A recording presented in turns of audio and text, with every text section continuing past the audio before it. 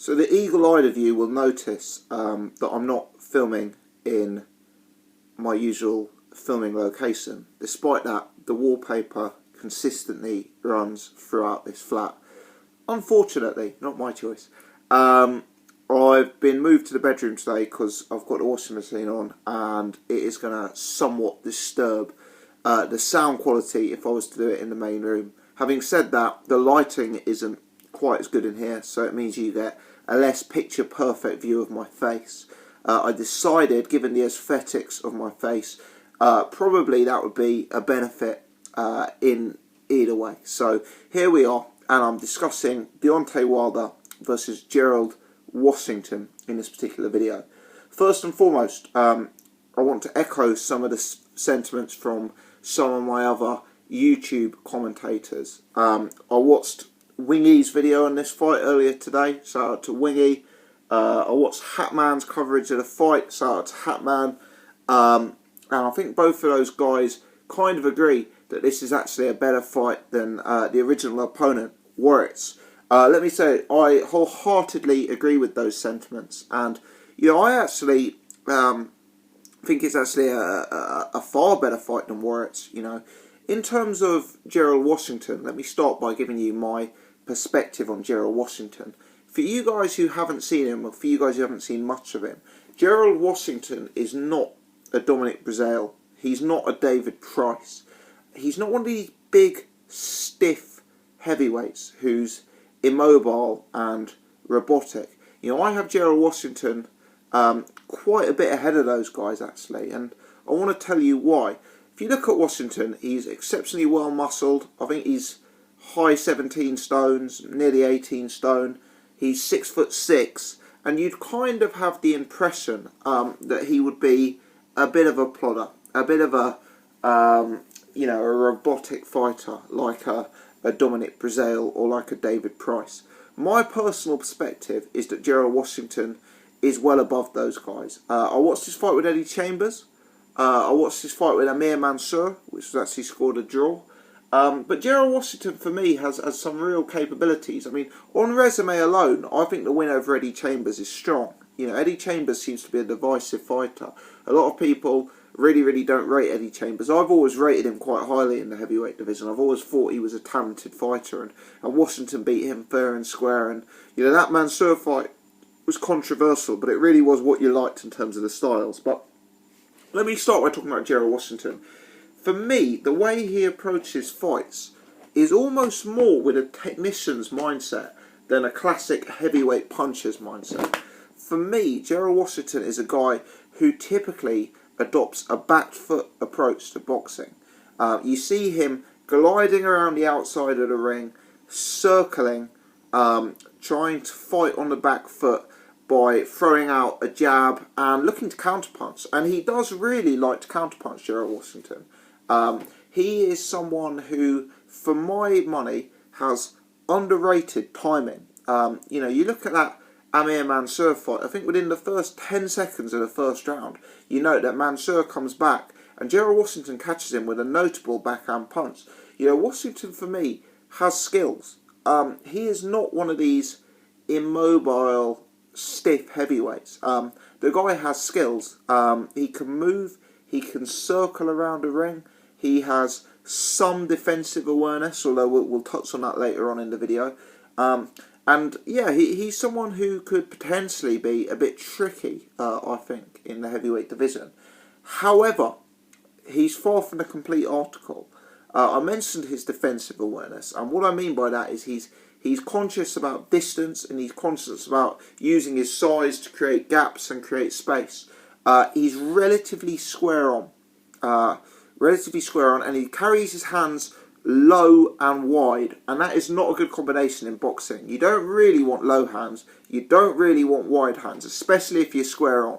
But to have low, wide hands when you're square on can potentially be a recipe for disaster. And because of that, Gerald Washington, it's fair to say, is relatively open to being caught, and that's something that you don't want against Deontay Wilder. He's also incredibly low volume, Washington. He's a guy who, some people think he has stamina concerns. Potentially they're correct, I don't know. Whether or not he has stamina concerns, Gerald Washington is certainly a guy who's low volume. He does like to adopt that back foot game. He does like to wait till he sees an opening. He does like to pick his spots, and that could mean he becomes, incredibly low volume and just doesn't throw much leather. He's not necessarily what I would class as an aggressive heavyweight. He's a guy who is very much a thinking heavyweight. Picture, if you will, Tyson Fury in the Vladimir Klitschko fight. Gerald Washington likes to fight in a similar mould to that, in my perspective. Now, I'm not for 1 second suggesting he's as good as Tyson Fury. I don't believe technically he's refined. Defensively, he's a long way off. I also am not convinced that he's got some of the well-roundedness of Tyson Fury. The way Tyson Fury can switch hit, the way Tyson Fury can get low, the way Tyson Fury can fight on the inside. But Gerald Washington, he's that kind of guy, and he can be a tricky guy in the heavyweight division. Contrast that, if you will, with Deontay Wilder. Now, I've talked about Gerald Washington being this low-output, back-foot, defensive guy. Deontay Wilder's one of the most aggressive heavyweights you'll see. Deontay Wilder's going to come out, he's going to be throwing a high volume of punches, and a high volume of punches with bad intentions straight away. I believe Deontay Wilder is going to win the battle of the jabs. Wilder's jab has improved markedly in his last few fights. It's got real speed behind it. He throws it so quickly, it's like a speedball. And it's got immense snap to it that I don't believe the Gerald Washington jab has. Should the fight develop into Wilder chasing Washington around the ring, which is what I suspect, I think one of two things can happen. I think Deontay Wilder can quite quickly start winning the early rounds by his volume and by his aggression. And I suspect if he does that, the Wilder jab is going to prove to be a really, really, really valuable weapon in this fight. Because that jab is going to create the openings for Wilder to bring in that big right hand. And sometimes the way Washington is wide, the way his hands are wide, the way he's square on, the way he's a bit upright, you just wonder if he's a sitting duck for that Deontay Wilder right hand. And should that be the case, as we know, more often than not, it ends up being lights out. Alternatively, Deontay Wilder is, as the name suggests, a fairly wild heavyweight sometimes in his own approach. He's a guy who comes forward who's somewhat reckless. He's not the most defensively minded. He throws punches from odd angles. He throws punches at the wrong time sometimes. And I think Gerald Washington's style could potentially be a style to cause Deontay Wilder trouble. Because as Deontay Wilder steps in, Washington's going to be taking a step back and throwing a counterpunch. Now, I don't think Washington has immense one-punch power like Wilder has, but nevertheless, he's a 6'6", 18-stone bloke. And Wilder has always had people questioning his chin. Now, I don't think Wilder's chin is anywhere near as bad as people make out. I've seen Wilder taking punches from guys who you'd certainly consider top 10 or top 20 at least heavyweights, and his chin's held up. I'm not saying he's got a great chin. I'm not saying he's got a David Tua jaw or anything like that. But Wilder's got a very, Wilder doesn't have as bad a chin as a lot of people make out. So I'm not suggesting it's as simple here as Washington only needs to land once and the fight is over. But I think that could potentially make the fight interesting. If Deontay Wilder's reckless, and if Washington is adopting that low output approach and looking for counter punches, I do believe Wilder's the kind of fighter where those opportunities will create themselves. So it's an interesting fight.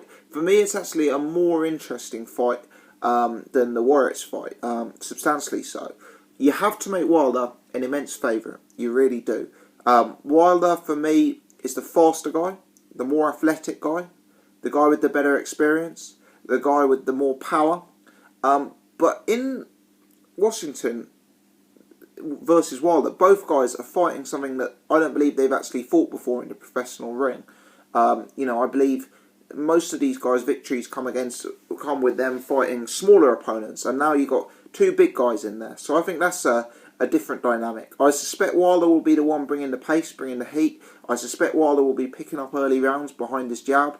And I think really the key question in the fight is Washington too square on and his hands too low, and is Wilder going to be able to catch him early, or is Washington's low volume back foot approach a potentially very, very useful tactic against Deontay Wilder?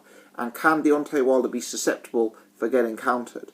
I always suspected if Tyson Fury fought Deontay Wilder, Tyson Fury would emerge victorious on the basis that Wilder leaves himself open to a back foot counterpuncher. I have not seen anything from Gerald Washington that suggests he's on a level even approaching that. But the question is, does he need to be? You know, if Wilder flies in like he's done in the past several times in his career, starts windmilling, for me, Washington does have the size, and he does have the timing, and he does have the technique to land a punch that changes the course of the fight. It's an interesting fight.